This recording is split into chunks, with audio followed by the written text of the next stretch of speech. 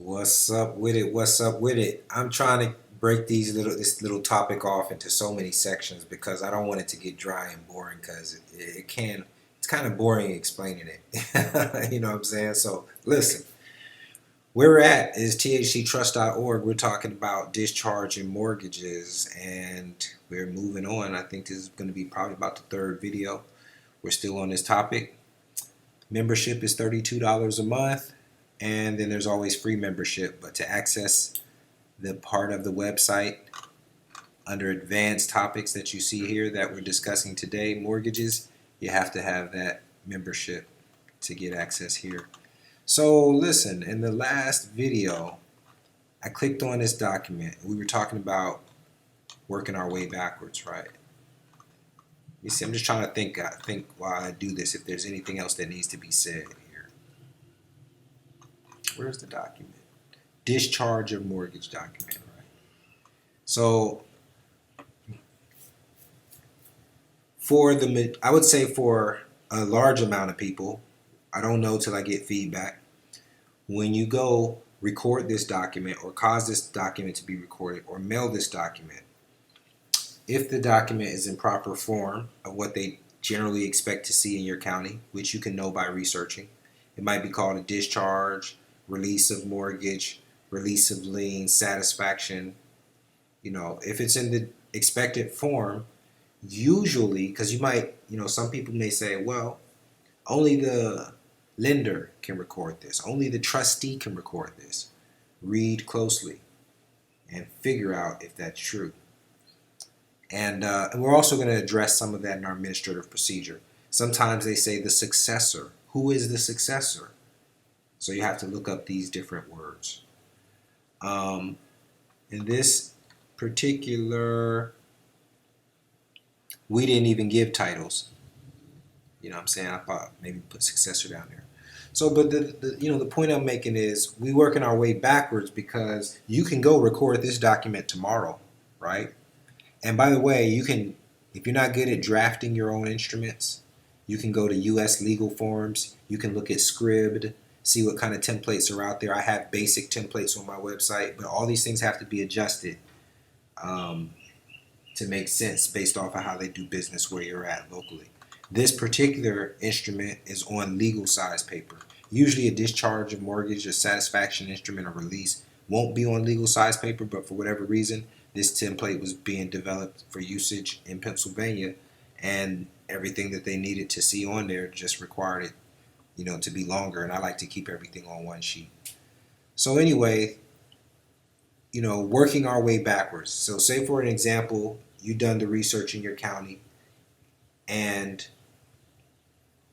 now me personally, a bond, you have to record a bond to discharge the mortgage. So my research is usually when you record any kind of bond, surety bond, GSA, whatever. Typically, and don't quote me because I don't know everything about this topic, the bond will not get recorded. It could, but it might not get recorded. So I'm stating that you might end up submitting the bond and other paperwork with this discharge of mortgage instrument, and maybe only the discharge of mortgage instrument hits the record, right? You may submit the discharge of mortgage instrument to the clerk for recording by itself. Or you may appoint the clerk as a fiduciary with the Form 56 and give her the Form 56 with the fiduciary authorization and the bond and the filing fees for the discharge of mortgage instrument, and request that she record the instrument. But no matter how you do the administrative procedure, this is going to take some thinking and design on your part. I'm trying to familiarize you with different elements of it to help you think and design.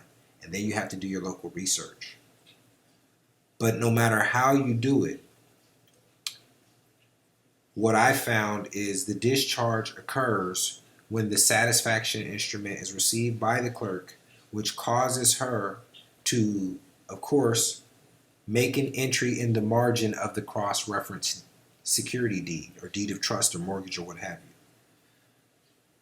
So, you know, that's ultimately what happens. So we're working our way backwards, basically saying we need an administrative procedure where the default provisions give us the standing to record these documents.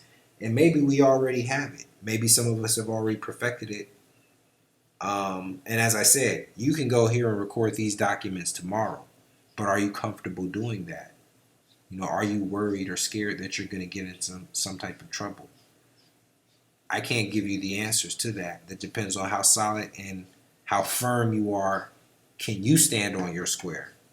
And if you're not there yet, keep watching, because we're just going to go through some scenarios and some templates and some documents that might put you in that position. And some of you have already done administrative procedures and have perfected judgments that can support this type of document. You might just need to do one more thing to make it all click and make sense. So that's what I'm going to try to get you to. Let's go back to the website, and we're going to get to that, because what we're going to look at next is a fundamental or basic bare structure of administrative procedure that can serve as the basis or the foundation for discharging the mortgage. Now, it is now important that we talk about cancellation versus discharge a little bit more.